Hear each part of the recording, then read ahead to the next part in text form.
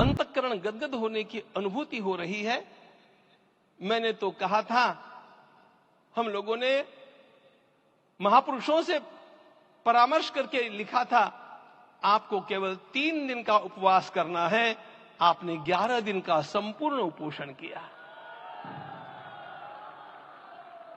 हमने 11 दिन एक भुक्त रहने के लिए कहा था, उन्होंने अन्न का ही त्याग कर दिया। महाभारत में कहा गया है, अनशन यह सबसे बड़ा तप है, अनशन।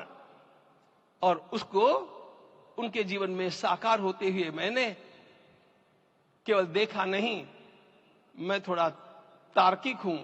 आपकी परम पूजनीय माता जी से मिलकर के मैंने उसको रिकन्फर्म भी किया था कि आपका ये अभ्यास 40 वर्षों का है।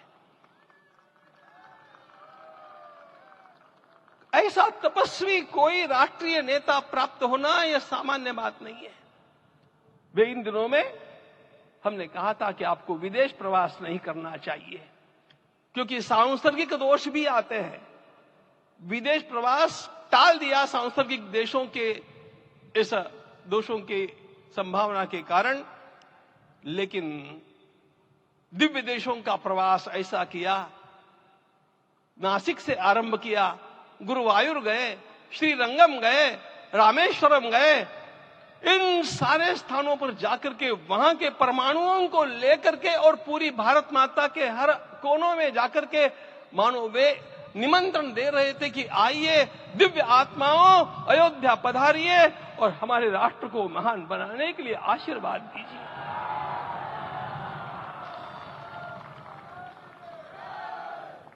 हमने केवल कहा था 3 दिनों तक आपको भूमि शयन करना चाहिए।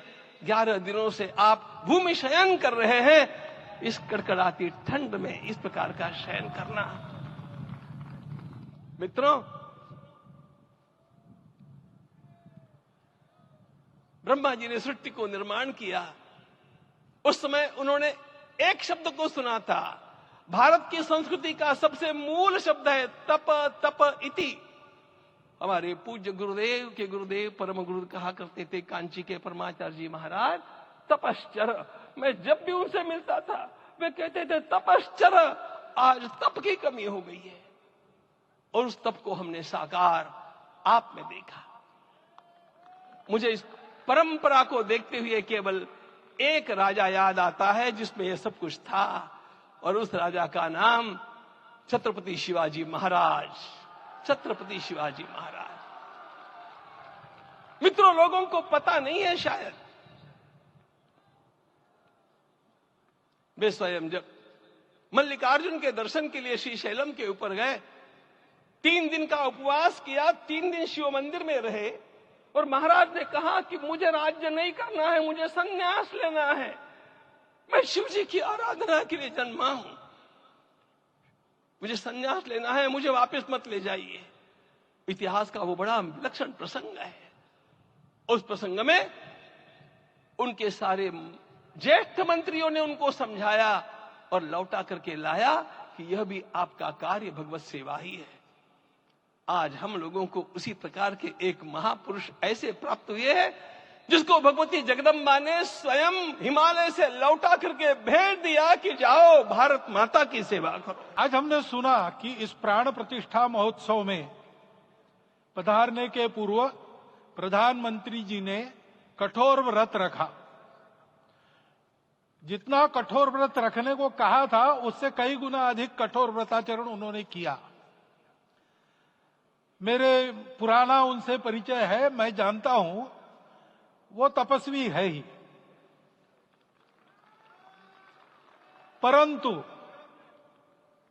वो अकेले तप कर रहे हैं, हम क्या करेंगे। अयोध्या में रामलला आए, अयोध्या से बाहर क्यों गए थे, रामायण में क्यों गए थे बाहर, तो अयोध्या में कलह हुआ। अयोध्या उस पुरी का नाम है जिसमें कोई द्वंद्व नहीं, जिसमें कोई कलह नहीं, जिसमें कोई दुविधा नहीं। वो हुआ 14 वर्ष वनवास में गए। वो सब ठीक होने के बाद दुनिया के कलह को मिटा के वापिस आए।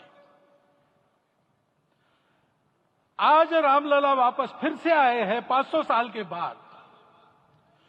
जिनके त्याग तपस्या प्रयासों से ये सोने का दिन आज हम देख रहे, सुवर्ण दिवस देख रहे, उनका स्मरण प्राण प्रतिष्ठा के संकल्प में हम लोगों ने कहा, आपने सुना होगा, स्मरण किया। उनकी तपस्या को, उनके त्याग को, उनके परिश्रम को शत बार, सहस्त्र बार, कोटि बार नमन है। रामलला के यहां इस युग में आज के दिन फिर वापस आने का इतिहास जो श्रवण करेगा वो राष्ट्र के लिए कर्म प्रवण होगा और उसके राष्ट्र का सब दुख दैन्य हरण होगा। ऐसे इस इतिहास का सामर्थ्य है।